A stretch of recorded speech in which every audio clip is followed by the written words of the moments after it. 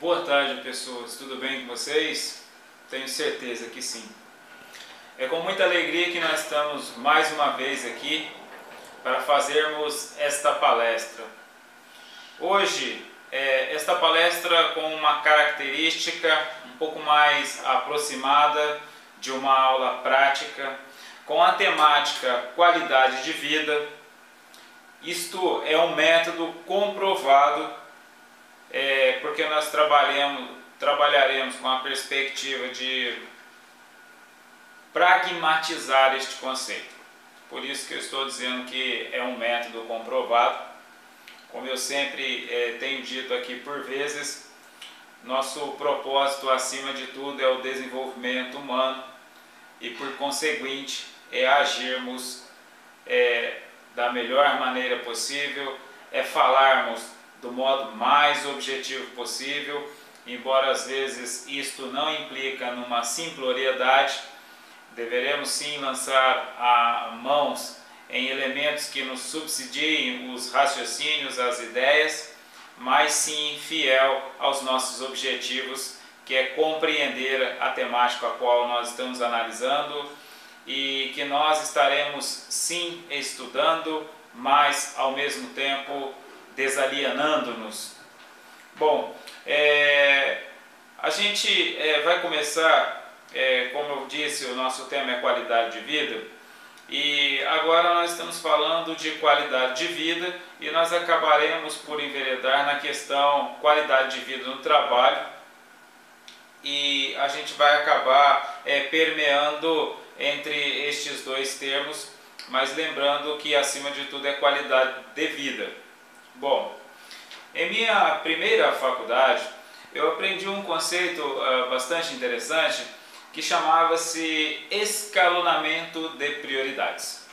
Escalonamentos de processos de processamentos, né?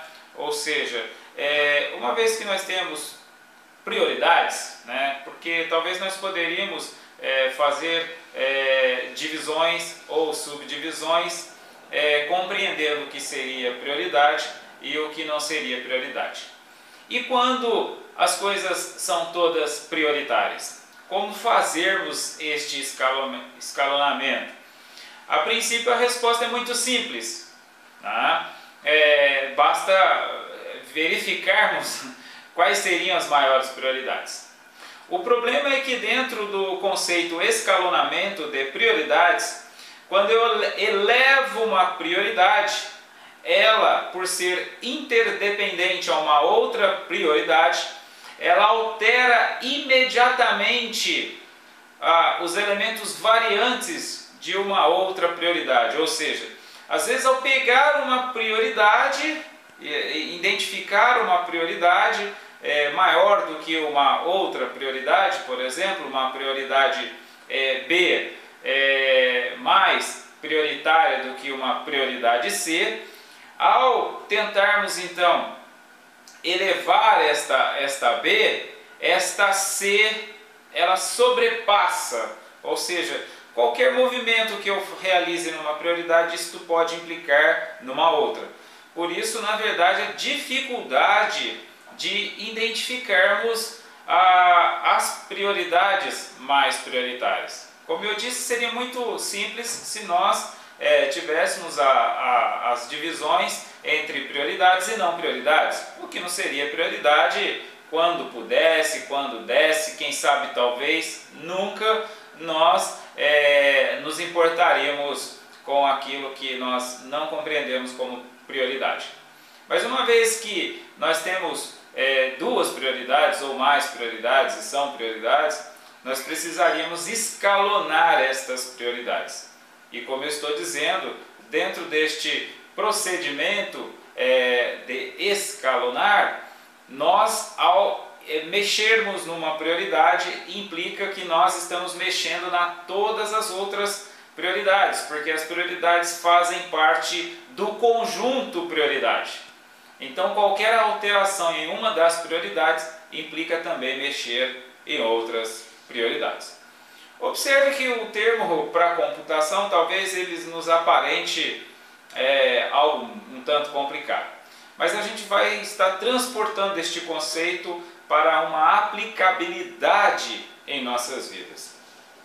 Então, baseando-me neste conceito, o primeiro conceito que nós temos aqui, uma vez que nosso tema é qualidade de vida, é que a prioridade máxima é qualidade de vida humana e a segunda é qualidade de vida no trabalho. Observe que nós já fizemos uma definição, porque trabalhar é importante, mas ter qualidade de vida humana também é importante, porque uma depende da outra. Mas aqui nós já estabelecemos uma prioridade maior para a vida humana, ou seja, qualquer variação no trabalho que implicaria numa alteração na vida humana, isto não faria com que nós alterássemos a prioridade máxima da qualidade de vida humana. E é aqui que nós começamos a desenvolver a nossa palestra, o nosso conceito. Imaginemos então que entre nós houvessem pessoas, né? Ou seja, na verdade há pessoas em nosso entorno, pessoas no clã familiar, pessoas em nosso trabalho. E a nossa qualidade de vida humana depende do relacionamento com estas pessoas. Mas, via de regra, o relacionamento familiar é o relacionamento do qual nos é um impositivo, no sentido de que não está passível de análise se eu devo me relacionar ou não. Ou seja, a qualidade de vida humana implica também na qualidade de vida humana dentro do clã familiar. E observe então que nós definimos deste modo a qualidade de vida no trabalho como secundária, posterior à qualidade de vida humana. Então, imaginemos o seguinte: como de modo prático, se eventualmente nós não estivermos tendo qualidade de vida no trabalho, e que por sua vez, se nós não estamos tendo qualidade de vida no trabalho, implica que nós também não estamos tendo qualidade de vida humana, como então fazer com que a qualidade de vida no trabalho não implique, não altere em algum aspecto da qualidade de vida humana? Em termos práticos, falaremos bem diretamente. A análise que nós precisamos fazer é a seguinte: o quanto nós estamos dispostos a mudar. Ou seja, a primeira coisa é eu ter foco, ou seja, como eu preciso mudar este quadro? Bom, o foco é trabalhar em cima de uma mudança, ou seja, o foco é realizar uma mudança. Agora, precisamos estabelecer uma meta. Esta mudança ocorrerá em quanto tempo? Ou como às vezes eu digo, em quanto espaço de tempo? Uma relação de espaço-tempo. Ou seja, eu tenho basicamente, pegando um exemplo, porque isto é algo que cada um irá realizar de modo conveniente para a sua própria situação, para a sua própria circunstância. Mas nós precisamos estabelecer um foco e uma meta antes de começarmos a trabalhar, a desenvolver a concretude deste nosso plano de trabalho que objetiva a qualidade de vida humana. Então, um exemplo prático para entendermos. Nós temos muitas vezes, basicamente, 3 opções, que é uma da qual eu realizei já em minha vida. A primeira opção é que o meu foco, uma vez que é mudar e eu preciso estabelecer um tempo, eu posso, por exemplo, estabelecer 3 tempos. 365 dias para concretizar o meu plano. 30 dias para concretizar o meu plano, ou 3 dias para concretizar o meu plano. Observe que aparentemente nós começamos a mexer com os nossos medos, né? Ou seja, em 3 dias eu estaria eventualmente pedindo conta do trabalho? Vamos com calma. Como eu sempre digo, nosso objetivo não é seguir os velhos paradigmas do tudo fácil, tudo tem uma solução mágica. mas falarmos com uma concretude, com uma implicabilidade numa pragmatização. Então, dentro destes 3 exemplos, 365 dias, o tempo máximo, ou 30 dias, o tempo máximo, ou 3 dias, o tempo máximo. Como escolher entre estes 3 tempos? O fator fundamental é o seguinte: o quanto nós aguentaremos e o quanto nós precisamos de modo secundário. Observe, porque se nós formos colocar a necessidade do trabalho à frente do quanto nós aguentaremos ou nós aguentamos, isto implica que eu posso sucumbir no meu trabalho, aonde nós vamos observar médicos, empresários, pessoas bem realizadas profissionalmente, aparentemente de quem olha por uma ótica externa, e estão se matando literalmente. Por quê? Porque fizeram mais do que estavam em condições de aguentar. Então o aguentar deve estar à frente da nossa necessidade. Ou seja, eu preciso observar mais uma vez a qualidade de vida humana acima de qualquer outra coisa. O quanto mais eu aguento neste trabalho, eu aguento um ano do jeito que ele vem andando. Se eu aguento, posso estabelecer 365 dias. Um ano eu acho muito tempo, não vou conseguir. Então eu estabeleço 30. Mais 30 dias eu estou com os nervos à flor da pele, prestes a fazer alguma bobagem, prestes a brigar com a esposa, a deixar os filhos, assumir. Então estabeleça 3 dias. Então este vai ser o parâmetro que nós temos para estabelecer um tempo máximo. Mas suponhamos então que em nosso exemplo aqui, nós escolhemos 30 dias. E aí o que nós faremos? Cumpriremos de modo persistentemente esta meta. Porque quando nós começamos a levar em análise o que nos prende ao trabalho, o que faz com que nós eventualmente acabamos por ir mais do que nós estamos dispostos a ir, é porque nós carregamos alguns conceitos, ou talvez preconceitos, porque nós começamos a entender que o trabalho que nós temos, que nos gera uma remuneração, é por conta de minhas responsabilidades. Agora a pergunta que nós fazemos é: responsabilidade em quê? Afinal de contas, você trabalha para cuidar do quê? Cuidar de quê? Não podemos esquecer que acima de tudo deve ser nós mesmos. Lembrando mais uma vez, dentro do escalonamento das prioridades, a qualidade de vida humana, a nossa qualidade de vida como ser humano acima de todas as coisas. Então o trabalho deve permitir que eu cuide de mim mesmo, que eu cuide bem de mim. Então, se o trabalho não está me oferecendo estas condições, implica que eu não percebi que o trabalho não está fazendo mais com que eu consiga cuidar de mim.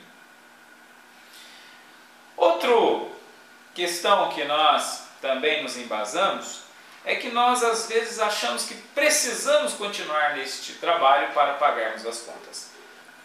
Agora analisemos o seguinte: nós estamos com o intuito de continuarmos literalmente quase nos matando para não deixar de parar de produzir impostos que nós há anos já estamos empenhados em produzir.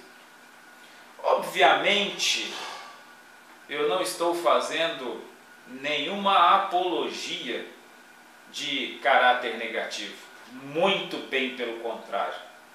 Se o nosso propósito acima de tudo é o desenvolvimento humano, implica que, acima de tudo, o agir ético deve prevalecer diante de todas as coisas. Mas a ética também nos avaliza que cuidemos de nós mesmos. A ética avaliza que nós não permitamos que nós nos matemos. E é por isso que nós precisamos analisar sem preconceito.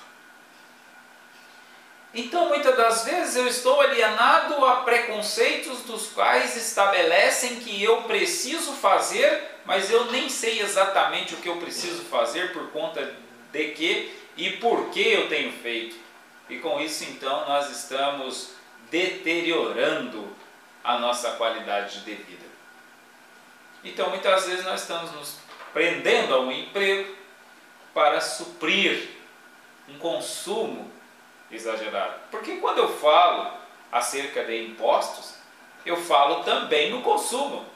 Porque o consumo gera-nos uma carga de impostos. Eu não estou falando impostos em si. Volto a repetir, meu papel aqui não é falar o que qualquer professor, o que qualquer acadêmico, o que qualquer livro já está dizendo em qualquer banca nas esquinas. É falarmos com o ser humano que somos. E isto implica conhecermos-nos e conhecer a situação em nosso entorno. Então, o que nós estamos objetivando quando nós estamos forçando a nós mesmos num trabalho que não está produzindo de modo positivo para nós? Porque nós estamos, na verdade, submetidos, subjugados aos nossos próprios preconceitos. Como diz nosso ilustríssimo Leandro Carnal, pobre homem que acha que alguém é culpado de alguma coisa. Pobre homem que acha que os outros são culpados pelas coisas que acontecem a si mesmo.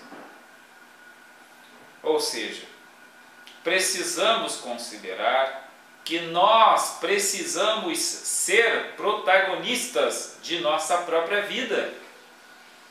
Que enquanto nós ficarmos à mercê de que outrem, de que alguma força externa a nós mesmos irá nos socorrer, nós corremos o risco de não conquistar, de não vencer.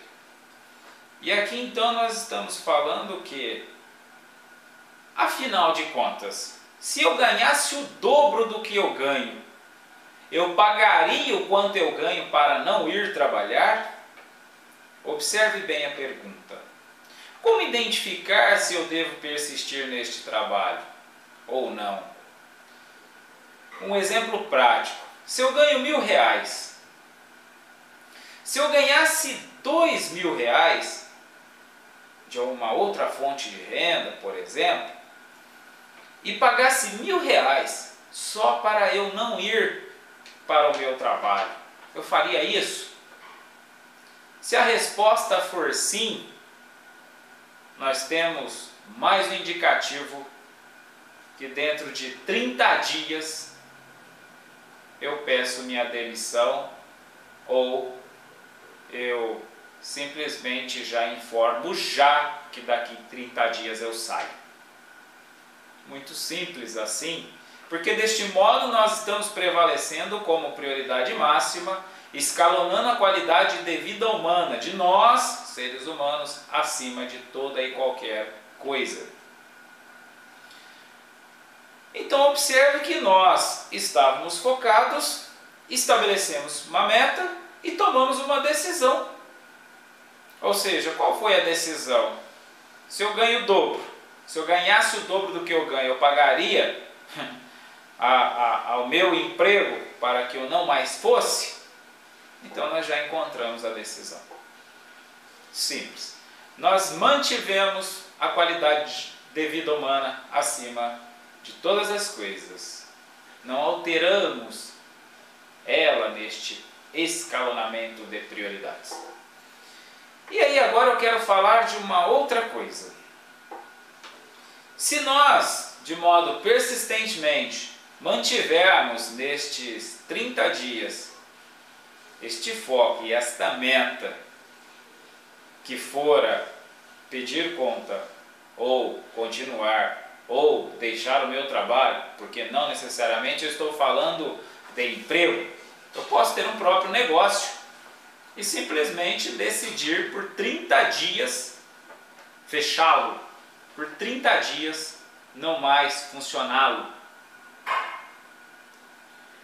Eu estou falando assim por minha própria experiência, por experiência de amigos meus.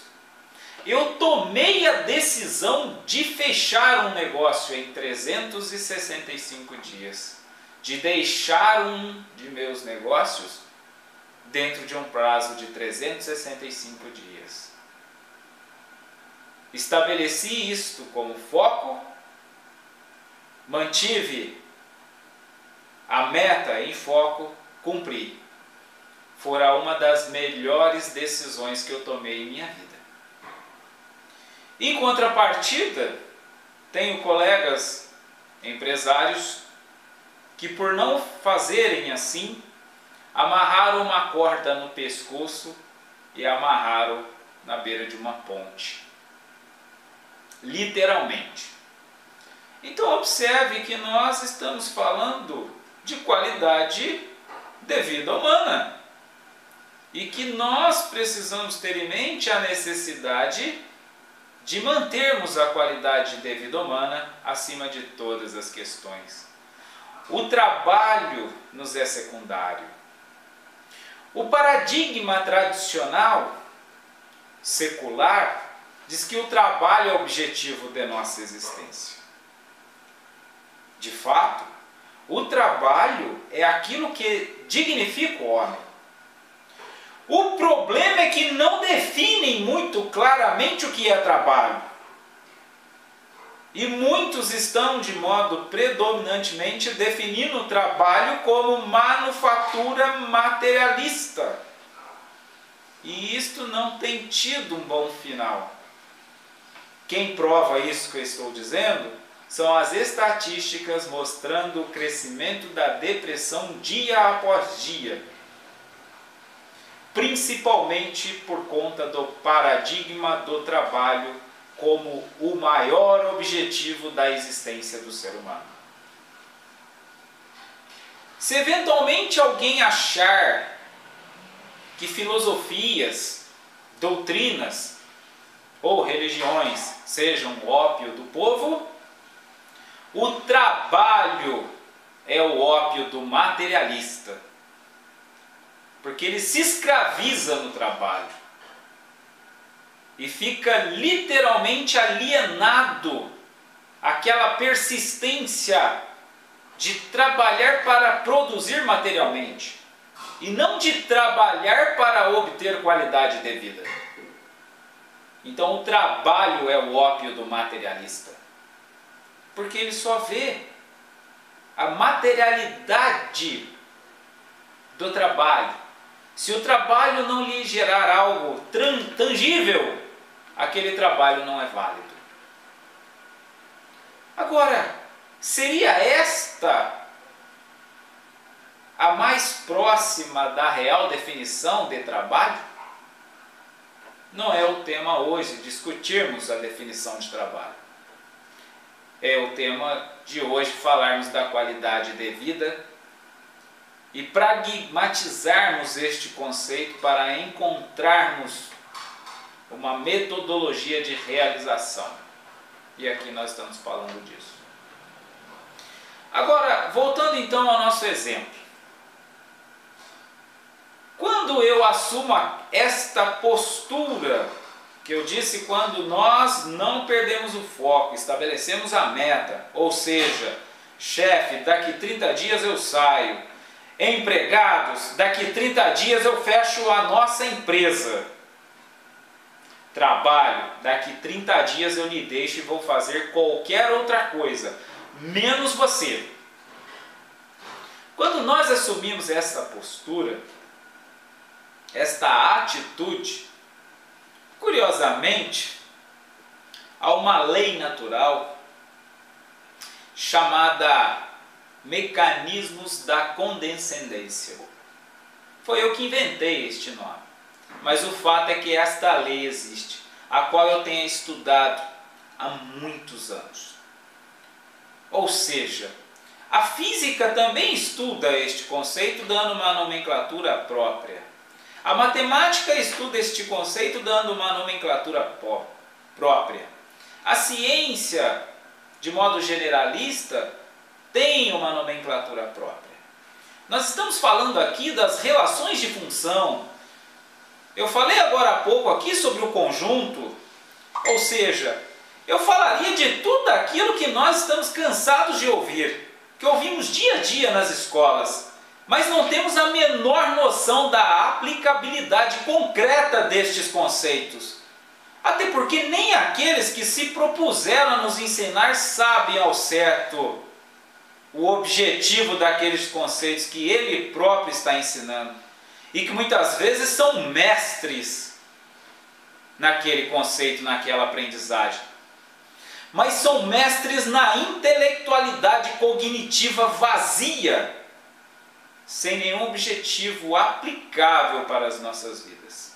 Então por isso que eu inventei o meu próprio conceito, que eu chamei aqui de condescendência, mecanismos da condescendência, que transportando para uma prática da vida, de modo resumido, quando nós assumimos uma postura, o universo assume uma postura conosco. Quando nós assumimos uma postura dentro do ambiente de trabalho, chamaremos agora de postura A, o trabalho assume, os colegas, os chefes, os empregados, assumem uma postura B. Mas se eu assumo uma postura C, os colegas não assumem mais uma postura B, e sim uma D, ou seja, há uma relação de condescendência para todas aquelas pessoas que estão ao meu redor. Cada comportamento que eu tenho gera um comportamento naqueles que estão em meu entorno. E isto implica que quando eu estabeleço uma meta e mantenho focado, isto implica que eu mudei de atitude. E isto implica que aqueles ao meu entorno mudarão de atitude. Logo, se aquele local é um local que pode ser bom para mim, as coisas mudarão de tal modo que aquele local ficará bom para mim.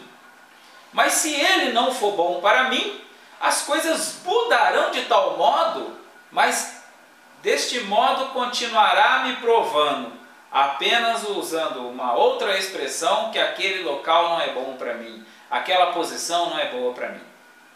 Em termos práticos, quando eu assumo uma nova postura, ou o chefe me valoriza, ou eu não mais continuarei fazendo aquela função. Se os empregados de minha empresa não vestem a camisa comigo, não entendem que são empresários juntos de mim, aquele negócio eu fecharei e cada um vai fazer o que quiser. Divisão de responsabilidades. Protagonismo. Se para eu ter qualidade de vida eu preciso ter protagonismo em minha própria vida, todos precisam disso também. Eu não posso assumir responsabilidades de outros, uma vez que, antes de tudo, tenho responsabilidade comigo mesmo. E agora, falando de modo mais direto, observe que nesta relação de condescendência, que eu chamei de mecanismos da condescendência, nós teremos um resultado tão magnífico que perceberemos que a qualidade de vida humana, a nossa qualidade de vida, estava em nossas mãos e nós simplesmente não estávamos sabendo como aplicar, como utilizar, como fazer uso destas coisas. Bom, eu disse aqui que eu sempre falo embasando-me em minha própria experiência. Nada que eu esteja falando esteja apenas em algum livro. Todos os meus vídeos, todas as minhas palestras são baseadas em minha própria experiência. Eu aqui vou contar um breve trecho de uma experiência que eu disse agora há pouco que eu já assumi a postura de um negócio em 365 dias, encerrei esta empresa em 365 dias, mas agora eu quero falar de uma relação de trabalho que este trabalho que eu fazia fora estipulado um valor mensal, R$3.000. E este trabalho ele fora estipulado de tal modo que eu mantive este valor. E que eu já contei várias experiências, várias histórias, mas eu quero atinar nesta em específico para a gente entender um raciocínio de modo prático. Eu mantive firme porque eu entendia que para que eu tivesse qualidade de vida naquele trabalho, aquele trabalho, em outras palavras, ele só era trabalhável, exercível, por no mínimo R$3.000. E não é questão de necessidade econômica, de necessidade financeira, era questão de ambiente de trabalho. Tanto que há trabalhos que eu faço gratuitamente. E há trabalhos que eu cobro $14.000. Porque depende do ambiente. Não depende de mim. Depende do que o ambiente me proporciona. O objetivo não é qualidade de vida humana, que por conseguinte não é qualidade de vida no trabalho. Se o trabalho me proporciona qualidade de vida humana, em tese eu não preciso de nenhuma remuneração. Nós não estabelecemos dentro do escalonamento de prioridades que a qualidade de vida humana é nossa prioridade máxima. Observe que nós não estabelecemos que é a remuneração que é a nossa prioridade máxima. Em nosso raciocínio nós estabelecemos que a qualidade de vida humana é o máximo. E isso muitas vezes pode implicar num trabalho gratuito. Pode implicar num trabalho voluntário. Aliás, diga-se de passagem que um de meus trabalhos é uma atividade voluntária que perdura por mais de 20 anos, a qual eu faço com toda a alegria e prazer, do mesmo modo que eu faço o trabalho que eu cobro $14.000. Exatamente do mesmo modo, com a mesma alegria, empenho e dedicação. Porque eu não perco o foco, que é a qualidade de vida humana. Continuando então aqui, falando sobre o mecanismo da condescendência, tudo se ajustará a nós. E assim, deste modo, se aquele trabalho, eu falei agora há pouco de um trabalho trabalhável, um ambiente trabalhável. Se a empresa, se eu sou um empregado, a empresa a qual eu trabalho, não tem condições de me pagar aquilo que eu identifiquei como um valor mínimo, isso implica que não é uma questão antagônica, não é uma questão de maldade do patrão, do dono, do gerente. É uma questão que muitas das vezes a empresa simplesmente não tem esta condição. E não vou entrar no mérito se ela não tem a condição por questão de gestão ou se ela não tem condição porque simplesmente está entendendo assim. Isso não nos interessa, eu não sou gestor da empresa, eu sou um empregado, eu tenho que pensar como empregado. Ou seja, eu preciso decidir por mim, eu não sou gestor daquela empresa. Então, se ela não tem condições ou não quer me pagar, não me interessa analisar os motivos, razões. Interessa entender que ali então não é um ambiente trabalhável para mim. E sigo a minha meta. Se eu sou o patrão, idem.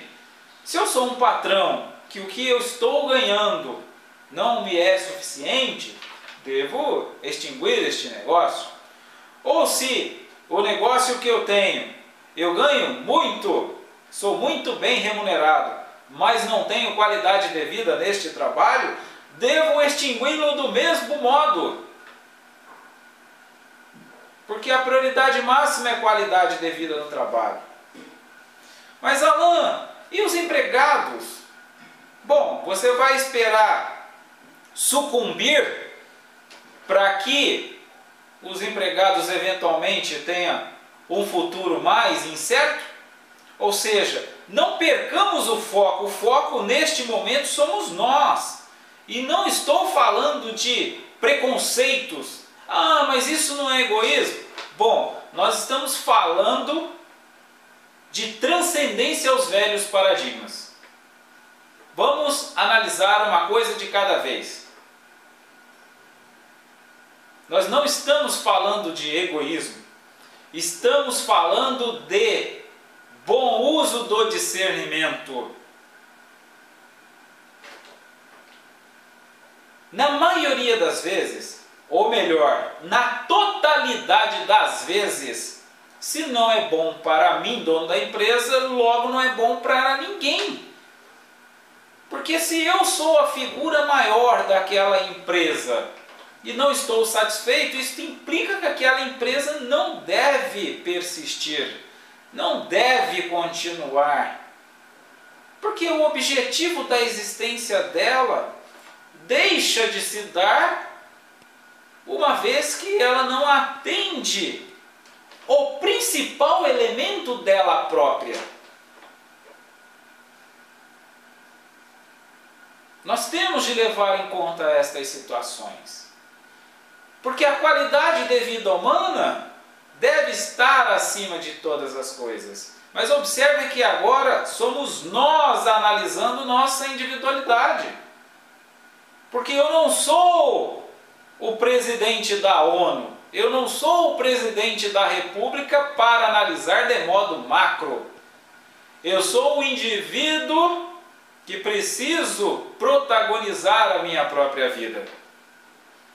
E isto implica usarmos o discernimento considerando a nossa individualidade, considerando a nossa realidade diante do mundo no qual nós estamos inseridos e envolvidos.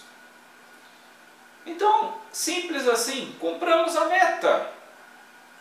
O que às vezes tende a nos estremecer são os medos. Mas o que é o medo, senão ignorância do que é o melhor para nós? O que é o medo, senão a ignorância de que nós não estamos acertando? Porque quando eu passo a ter consciência de que sou o protagonista de minha própria vida e que tudo que eu faço é em função do meu bem e de todos, logo não tenho mais medo de decidir. Porque compreendo que estou tomando decisões para o meu bem e de toda a humanidade. Compreendo que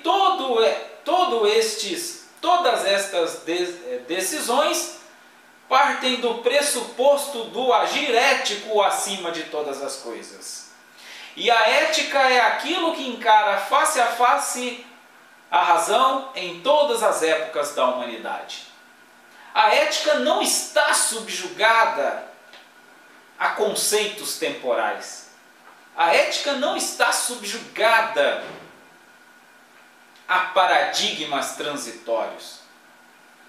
A ética, diz o filósofo Immanuel Kant, é agir para com o outro exatamente do modo que nós gostaríamos que o outro agisse conosco. Agora, que é outro? O outro é a relação comigo mesmo. Só existe um outro porque eu relaciono com alguém.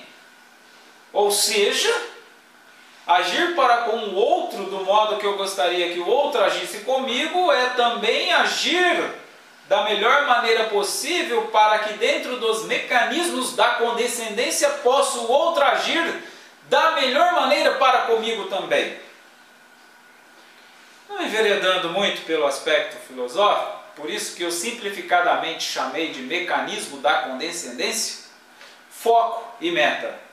Eu não preciso compreender todas as questões de legislação, eu preciso simplesmente compreender que foco e meta, agir ético, foco e meta para a qualidade de vida humana.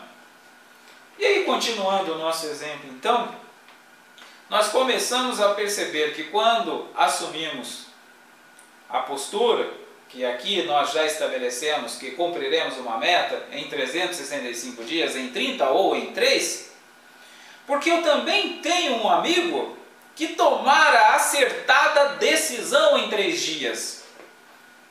Este amigo fora chefe de um departamento jurídico de uma grande instituição na maior capital do país.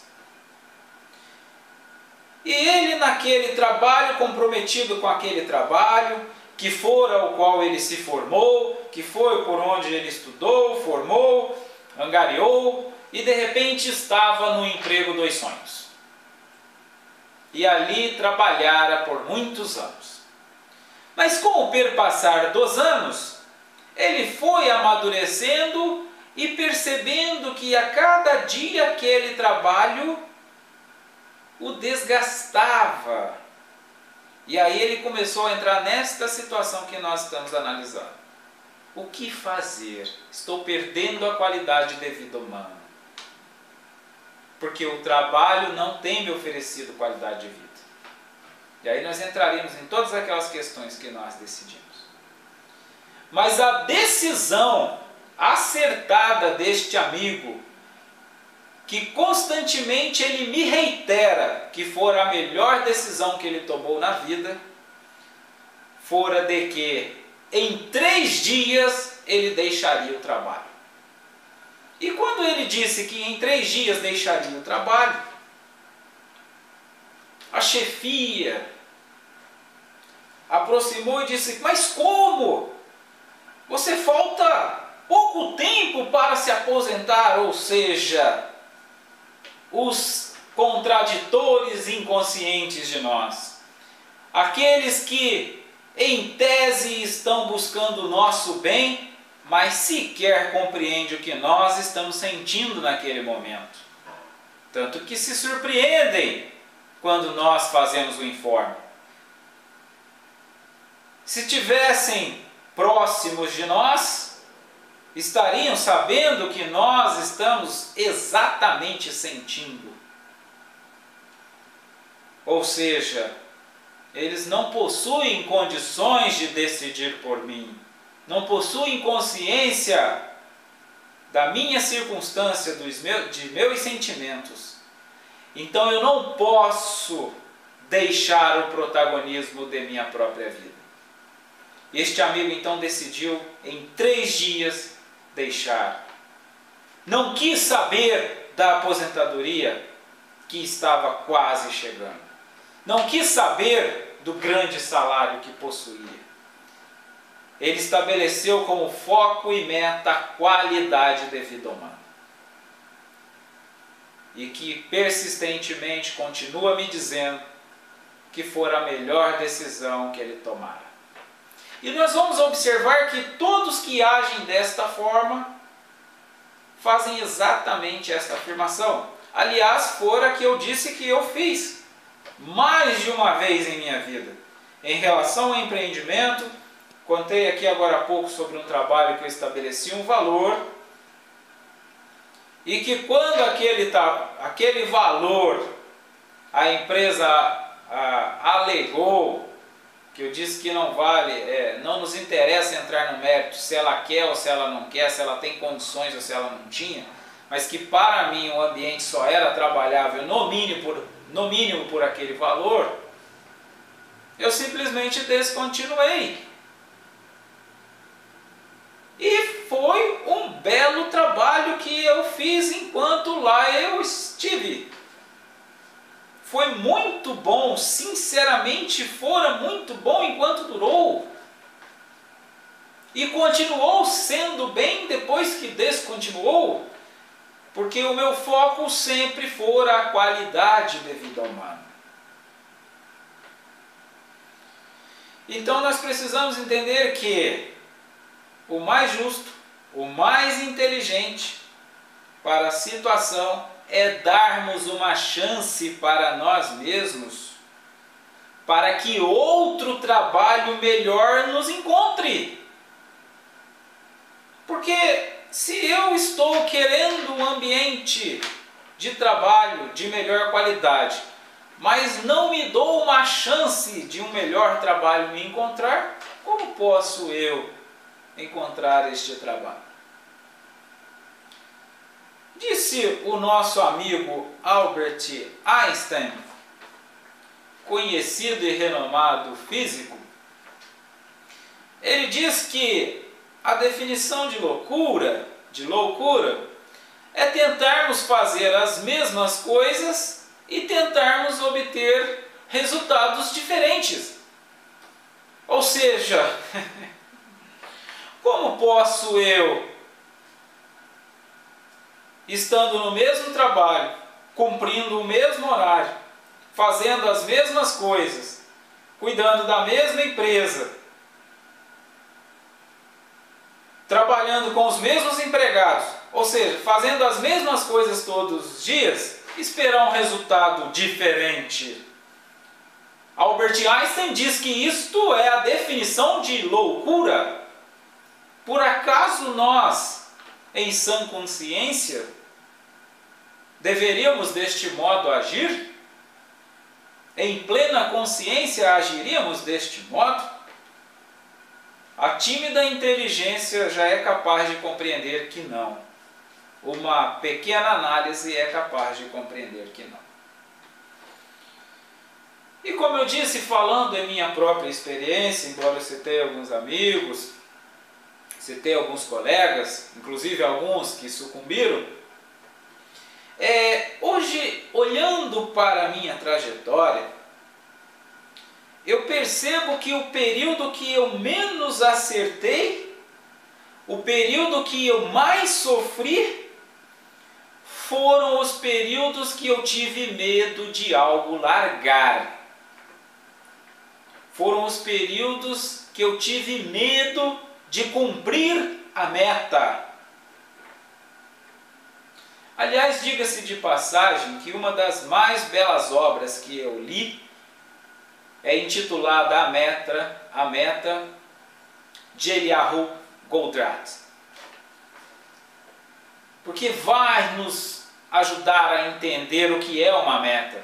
Nós falamos o tempo todo, ouvimos falar, foco, meta, mas nós quase nada sabemos o que é foco e o que é meta, para depois começarmos a discutir sobre como realizar estas coisas. Se nós mal sabemos o que são estas coisas, como nós iremos aplicar em nossa própria vida? Então eu sugiro, recomendo o livro A Meta. O medo é aquilo que nos impede, mas hoje eu aprendi que não precisamos ter medo algum. Precisamos ter simplesmente o desejo de acertar. Não precisamos ter medo de errar. Precisamos ter desejo de acertar sempre.